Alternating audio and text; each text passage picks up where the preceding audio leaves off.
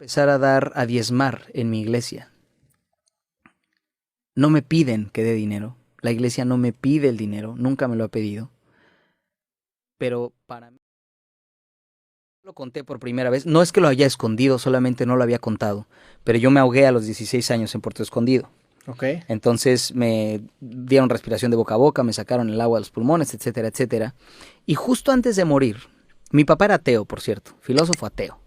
Y entonces, antes de morir, yo le dije, Dios, ¿por qué hablé con Dios viniendo de una familia? Mi mamá no, mi mamá era católica por default, pero tampoco seguía ninguna de las reglas ni nada.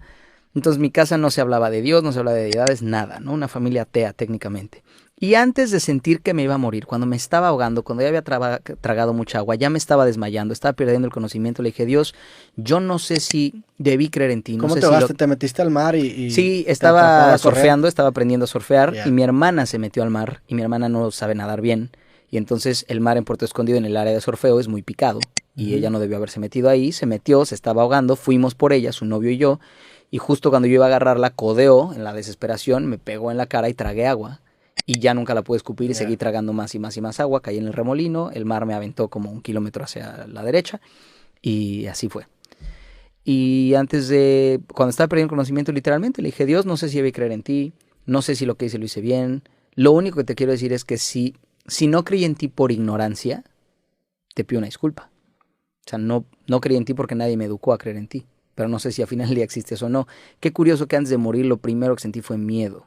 ¿Qué tal si tomé la decisión equivocada? ¿Qué tal si yo decidí no creer en algo que sí existe? Eso fue mi pensamiento. Pues la apuesta de Pascal, ¿no? Exactamente. Que bueno, pues a lo mejor me conviene más creer, ¿verdad? Exacto, así justo. Pues no me ahogué y al poco tiempo... ¿Te resucitaron? Sí, exactamente. Y al poco tiempo empecé a platicar con él. O sea, fue como, pues si ya hablé con él... O sea, eso fue lo que desentonó todo. Antes de esa experiencia no tenía relación con... Antes de esa experiencia yo creía que existía, aunque mi papá no me dejaba. Yeah. Yo creía que existía por mi voz y mi estatura, literalmente. Yo pensaba, curiosamente, hijo de un filósofo que me hacía cuestionar todo, y yo decía, ok, tengo que cuestionar, si yo controlo las cosas, ¿por qué no mido 2'10", o 2'5", o 1'98" para poder jugar en la NBA y nací en Estados Unidos? ¿Y por qué cuando abro la boca causo emociones que yo nunca pedí causar? Alguien lo decidió por mí. Yo lo denominé Dios. Yeah. Punto. Como sea el viejito barbón que vive en el cielo, no sé, nada. Dios, ¿no? Mi Dios, se acabó. Ahí empecé a vivir algo que fue, yo vivo bajo un constante juicio y bajo una constante creación a conveniencia. Las personas que conviven conmigo o no, me ven en la tele y dicen, ay, me cayó súper bien, es a toda madre. Y tal vez no. Sí. Tal vez mi personaje artístico es caerte bien porque me deja dinero, pero igual y soy un insoportable en la vida real. Viceversa. Hay gente que me ha encontrado no en el mejor de mis días, tengo el derecho, soy ser humano. Me encuentran con hambre, enojado, cansado, serio. En un aeropuerto. En un aeropuerto, corriendo, desvelado, lo que sea. Y es como, es un mamila. ¿Por qué? Pues porque le pedí un autógrafo o no quiso. O porque nada, lo vi, estaba todo enojado. Man, soy ser humano, no siempre estoy de buenas. Entonces descubrí que el ser humano define quién eres según le vaya en el circo contigo, ¿no? Y mi pregunta fue, ¿no le hacemos lo mismo a Dios? No decidimos quién es Dios, si existe o no existe, si influye o no en nuestra vida, cómo es su carácter, dependiendo de lo que nos convenga a nosotros. Ahora, la respuesta real es, yo ni soy un mamila, ni soy un santo, ni soy a toda madre, soy yo. Hay días que soy un mamila, hay días que soy a toda madre, y hay días que estoy serio, y hay días que estoy feliz. Eso es quien soy. Soy muy abierto con mis amigos cercanos, tengo muy poquitos. Soy muy cerrado con la gente que no conozco, porque como mi vida es pública, no me gusta que estén hablando de ella. Es quien soy. Punto. Soy Kalimba, no hay más. Y la única manera en la que tú puedes saber cómo soy es conociéndome de verdad. Solamente alguien que convive conmigo podrá decir, te voy a decir, hoy no está del mejor humor. Sí. Yo te puedo decir que Oscar de OV7 odiaba, ahorita no lo sé, hace muchos años no viajamos de gira, pero en la gira tú decías, si no vamos a dormir mucho, no platiquen con Oscar en las mañanas, se despierta de malas. Eso es conocer a alguien. Sí. A Lidia odia la impuntualidad, ¿no? La güera siempre está de buen humor, es un amor de mujer, pero es muy quisquillosa con los números y con las cosas, le gusta tener un poquito el control para estar tranquila. Mi hermana es súper desprendida y vive en la luna, ¿no? O sea, te puedo decir el carácter de cada uno. ¿Por qué? Porque viajé con ellos, viví con ellos, conviví con ellos, los conozco. Mi pregunta fue, ¿Dios es algo que yo decidí cómo iba a ser? ¿O alguien a quien le di la oportunidad de tener una relación para saber quién es? Es alguien que yo digo, no, es un payaso, o no me pela, o no existe, porque un día tengo un amigo que su madre murió de cáncer y me dijo que él dejó de creer en Dios porque le rezó mucho. Entonces la pregunta es, ¿Dios deja de existir porque no te cumple lo que tú quieres? ¿Kalimba deja de ser buen cantante porque no te dio tu autógrafo? ¿Kalimba deja de ser un tipazo porque ese día estaba de mal humor? ¿Kalimba deja de ser un tipazo porque no te dio lo que tú quieres? Pero ahí incluso ahí o sea, empezamos en un supuesto que crees que Dios existe. O sea, 100%. Esa creencia, claro, salió o la tuviste o fue un... El punto fue, lo primero que hice fue hablar con él y decirle, si de verdad existes, y los invito, es gratis, literal es gratis. Sí, no cuesta nada. Si de verdad existes, te quiero conocer. ¿Sabes qué voy a hacer? Voy a platicar contigo, a ver si estás. Hoy me siento así, hoy está pasando esto, bla, bla, bla, bla. Claro, eso te lo puede decir cualquier psicólogo. Sí. Ten un diario, escríbelo y va a cambiar tu vida, ¿no? La palabra mata la cosa. Exactamente, sí. La palabra mata la cosa. Entonces, externalo, bla, bla, bla. Ok, hasta ahí vamos bien. ¿Qué empezó a pasar? Empecé a leer la Biblia, tiempo después. Y empecé a... Literalmente la respuesta es, empecé a hacer la dieta. Aquí dice que coma esto todos los martes y jueves en la mañana. Y lo empecé a comer y dice que si lo como se me quitan las lonjitas. ¿Y qué crees? Se me quitaron. Sí. Órale. Aquí dice que los lunes y miércoles en la cena me tome un vaso de agua y sea todo lo que coma y van a bajar mis, lo que voy a decir una estupidez, pero no sé mucho el cuerpo, pero no sé, ¿no? Mis grasas, mi nivel de grasas. Pues ahí está. Aquí dice que si hago ayuno intermitente, entonces, no sé, bla, bla. Entonces empecé a seguir una dieta. Empecé a leer qué es lo que Dios decía. Y empecé a ponerlo a prueba a ver si era cierto. Y a ver si era cierto que haciendo lo que decía tenía el resultado que decía. No falló en una sola. Y hasta el día de hoy no lo ha hecho. Y entonces me pregunté, todo esto es comprobable. Es comprobable que si yo como esto se me quita la lonja, sí lo puedes ver. Es comprobable que si yo hago este ejercicio me suben los músculos, sí lo puedes ver. ¿Qué es lo no comprobable? ¿Que Dios está en el cielo o está en todos lados? No, no lo puedo comprobar. No lo puedo sentar aquí, no. Mi duda es, si de 100 cosas que he puesto a prueba, 100 dieron exactamente el mismo resultado que yo pude ver, ¿me cuesta tanto creer en lo que no puedo ver? ¿Por qué me habría de mentir en la única cosa que no me va a comprobar hasta el día que yo me muera? Me dijo la verdad en las otras 100. Sí. Entonces, ¿por qué me va a mentir en la única? Que además, insisto, es gratis. Sí. Entonces le voy a creer. Por eso se llama fe. Sí, claro. Decidí que si todo lo comprobable me lo pudo demostrar, yo le voy a creer en lo que no me puede demostrar hoy. Es una decisión, sí, efectivamente. Claro. Y de cierta forma te empodera, ¿no? A fin de cuentas, el valor epistémico que tiene esa edición en ti, pues es que te ha empoderado en momentos en donde no te la has pasado tan bien. Exactamente. Cuando hoy en día me preguntan cómo le hiciste para superar Chetumal, para vivir eso, para estar en esto, cuando ibas a perder la voz, cuando, etcétera, etcétera, todas estas cosas. Ahora que dije que mi hijo me hizo reevaluar mi vida entera, híjole, es muy difícil decirlo, pero ¿tú crees que un ciego pueda decidir o saber a dónde va? Nope. Si no tiene algo que lo ayude, algo que lo agarre, algo que lo direccione, no sabe. Si lo sueltas en medio de un desierto, ¿no? Sí. Digo, claro, alguien que nació ciego ya empieza, sabe, tiene otros, ¿no? Formas otras formas de definir. Con el mundo, sí. Pero si yo te dejo ciego hoy y te paro en un desierto, no tienes la menor idea de dónde ir. Sí. Eso es lo que ha pasado en mi vida, gracias a Dios, muchas veces. He descubierto que efectivamente muchas veces no sé a dónde ir. Y en todas las que le he preguntado, me ha dado el resultado que prometió. Que la Biblia dice, cuando tú tengas esta duda, pregúntame esto y vas a tener esta respuesta. Así de definido. Pero, por ejemplo, ¿qué? O sea, un caso en donde pasa... Pues rapidísimo. Sí, yo también quiero bañar de chico, bueno. Pasa tú. Sí, yo también me estoy haciendo. Bueno, regresamos al podcast después de una pequeña parada técnica. Estábamos platicando del tema de Dios y de que lo usas como una guía práctica para ciertas disyuntivas en tu vida, ¿no? Sí. Ah, sí, me preguntabas como cuáles. Y mira, fui una persona rencorosa, muy rencorosa. En muchos años de mi vida estuve enojado. Obviamente el divorcio de mis papás y otras cosas me frustraban, me enojaban por los porqués de esto pasa. No he sido cuidadoso con mi dinero, por ejemplo, mucho tiempo en mi vida, con las personas que tenía o que mantenía cercanas a la mía. Dinero, o sea, cuando empezaste en... El 9-7 o sí, en general, ¿no? El no cuidarlo de manera real o correcta. He tenido muchos errores a nivel humano y descubrí, por ejemplo, preguntas. Un detalle específico en lo financiero. La Biblia dice que Dios ama al dador alegre, refiriéndose principalmente, no específicamente, principalmente al dador de bienes, ¿no? A una persona, dice la palabra, cuando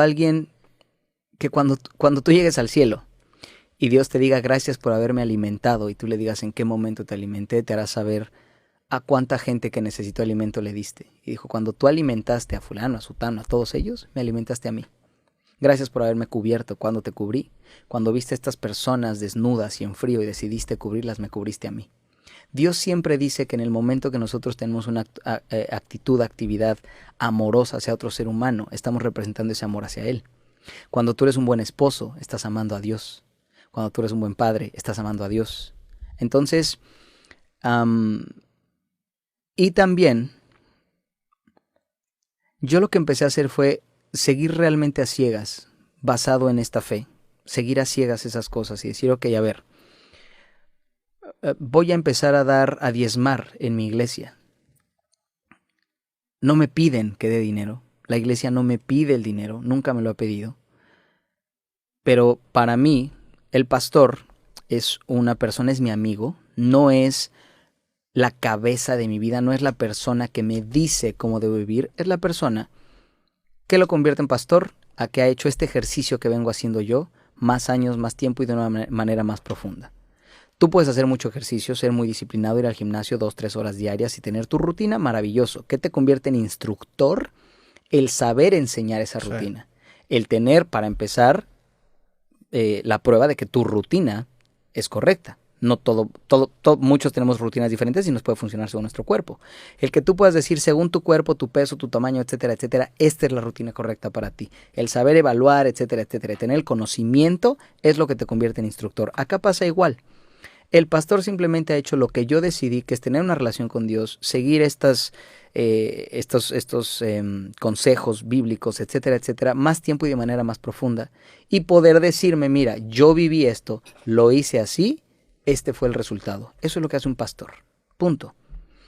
Entonces, yo sé que mi pastor vive para aconsejarnos. Esa es su vida. Él entregó su vida a aconsejarnos y entonces pienso yo, si yo aporto de mi dinero a que gente que me gusta, Messi, tengo su playera, gente de fútbol, etcétera, etcétera, puedan vivir bien a través de que consumo su producto, ¿no quiero consumir el producto que mejor le ha hecho a mi vida? Que además es el único que no me cuesta, porque una playera me cuesta, una playera de Messi, de fútbol, de bla, bla, me cuesta.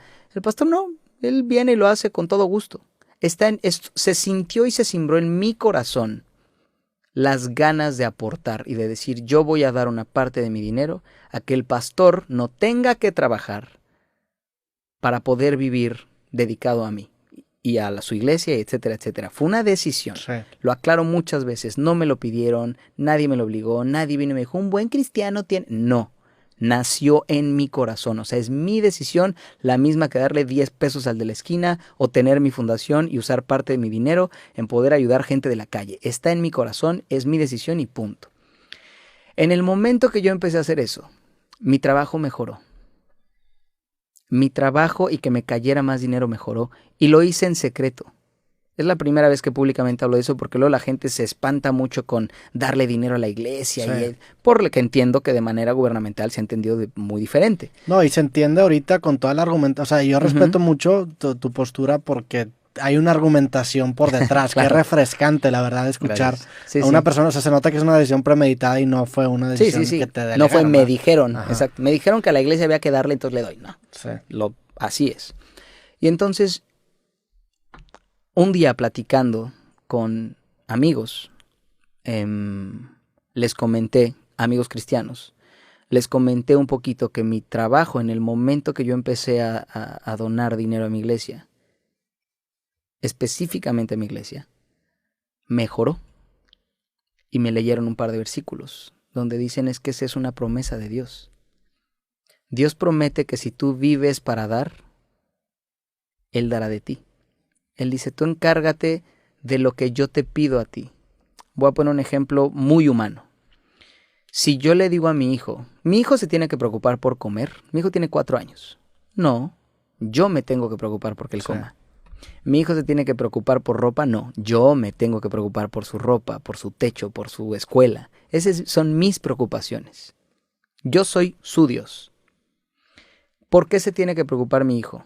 Porque cuando yo le diga, ya te voy a meter a bañar, ándale, quítate la ropa, me haga caso. Esas son sus preocupaciones.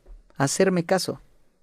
Termínate la comida. Insisto, todas estas cosas que yo le pido, ¿a quién le hacen bien? ¿A él o a mí? A él. Si se termina la comida, está bien nutrido. No, si se mete a bañar, está limpio.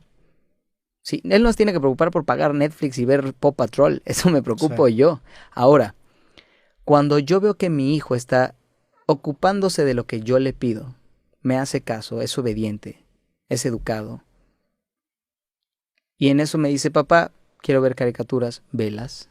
Papá, tengo hambre, aquí hay comida. Papá, tengo frío, aquí hay ropa. Mis preocupaciones son que él esté bien y él solo se tiene que preocupar por hacerme caso. Esa es mi vida con Dios. Y ahí está mi paz absoluta. Tengo un papá constante, del que hoy te puedo decir que toda la vida, no soy por cierto, pero toda la vida voy a ser millonario, no lo sé. Voy a ser multimillonario, no lo sé. ¿Voy siempre a estar feliz? No lo sé. ¿Voy siempre a estar sano? No lo sé. ¿Voy a estar siempre bien? Sí. Estoy absolutamente confiado, porque mi hijo puede estarlo. Yo soy un papá humano que puede tener carencias. Yo me puedo quedar sin trabajo. Yo me puedo quedar sin dinero. Dios no. Mi vida está en las manos de un papá que jamás va a tener carencias. Entonces, durante los 23 años que yo he tenido una relación con él, cada vez que yo he sido ese hijo que acabo de mencionar, cuando él me dice, hay un versículo muy lindo en la Biblia que dice que no le digas a tu vecino que vuelva después cuando tienes que darle, cuando lo ves en necesidad. Entonces, si alguien viene y te pide, y tú sabes que tenías para darle algo, y le dijiste, uy, ahorita no tengo, ven después, Dios lo ve. Así, y conoce tu corazón. No es ese Dios que te ve y dice, ya no te voy a bendecir, ya. No es ese Dios. Te ama, yo amo a mi hijo la va a regar, mi hija la va a regar, no los voy a dejar de amar. Les voy a enseñar que tiene consecuencias lo que hacen, lo van a vivir, lo van a aprender, pero no los voy a dejar de amar. Jamás le voy a decir a mi hija, pues como veo que no le das dinero a los de la calle y te vale, entonces ya no voy a pagar tu escuela. No, hombre, no tiene nada que ver una cosa con la otra. Sí. ¿No? Sí, digo, se me hace bien liberador el poder, porque es precisamente pues sí, es como un rendirse a una fuerza superior que te brinda un sentimiento de paz. O sea, y que cada vez que le he hecho caso me ha respondido. Sí. Esa es mi respuesta de por qué le tengo fe. Si yo le hiciera caso y él no respondiera, ya la hubiera perdido. Pero ¿no crees que tú podrías entender como una forma de poder resignificar un momento malo en tu vida como algo positivo? Sí, por supuesto. Sí lo creo fielmente. O sea, creo fielmente que todos tenemos la capacidad. Esta es la parte más, aquí sí voy a entrar a la parte más espiritual posible. Que eso es el salto de fe que o sea, entiendo lo que tú dices, pero ese es el salto de fe que yo no puedo dar. O sea, el rendirme una fuerza mayor por algo. O sea, no sé, no por es algo que me nace natural. Claro, por supuesto que si un niño sin papá. Pero me da esta envidia, o sea, te digo que liberador se debe sentir, ¿no? Por supuesto que un niño sin papá, digamos, estoy poniendo un ejemplo, no estoy diciendo que no tengas. Un niño sin papá, es decir, alguien que no cree en Dios, y un niño con papá, mencionándome a mí porque lo mencioné como un padre, si los dos comen bien, los dos están bien nutridos, sí. O sea, no es como, porque tú no crees en Dios te va a ir mal. Claro que no, eso también es una mentira. Decir, si mi hijo tiene papá y come lo correcto, va a crecer sano y fuerte. Y el otro, como no cree en su papá o porque no tiene papá, aunque coma bien, no le va a ir bien. No es cierto. Al final del día, si ese libro se sigue creyendo o no creyendo, O sea, ¿y a qué me refiero? Si no robas, pues te va a ir bien, pues sí. O sea, la consecuencia va a ser buena, sí. Si eres trabajador, la Biblia dice, sé diligente. Si eres diligente, ¿te va a ir bien? Claro. Sí. Si eres respetuoso, ¿te va a ir bien? Sí. Si haces el bien, ¿vas a dormir en paz? Sí. Creas o no creas en Dios, eso es real. Todas esas cosas, mientras se hagan bien, 2 personas que hacen ejercicio y lo hacen bien, van a tener el mismo resultado. Es un hecho. Sí. ¿Qué cambia? Y aquí viene la única parte que hasta que no la vives, no la conoces. Y yo lo dije, vengo de una familia atea. No creí en Dios era alcohólico, o, por ejemplo, no empecé a creer en Dios por el divorcio de mis papás. Sí. No fue como se estaban divorciando y yo necesitaba de qué agarrarme. Sí, me iba a ahogar, ¿sabes? Pero pude no ahogarme y decir, lavarme las manos y seguir adelante. Sí. Y tampoco dije, no me ahogué y entonces le prometí a Diosito que si no me ahogaba iba a creer en él. No.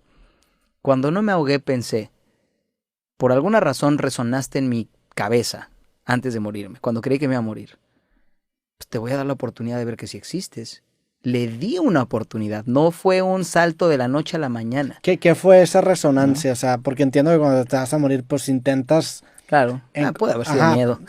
pero, o sea, ¿qué fue esa resonancia? ¿Fue una voz? ¿Fue una luz? ¿Fue un si lo digo sentimiento? Tal y como es, ¿Fue un... tal y como es... es que nunca quiero que suene así, ¿no? Como, milagroso y que cree lo que no es. Si lo digo tal y como es, vi absolutamente negro. Yo ya te digo, estaba perdiendo el conocimiento, ya no veía, ya había negro, ya había mucho agua en mis pulmones.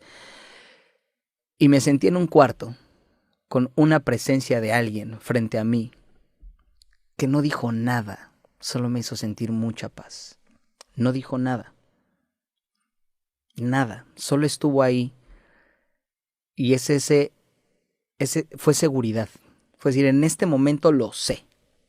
El séptimo sentido, como le quieran decir, ¿no? Etcétera, etcétera. Que viene en este punto donde dices, estoy absolutamente seguro de esto. Absolutamente. Y eso fue. Estaba ahí. ¿Has visto?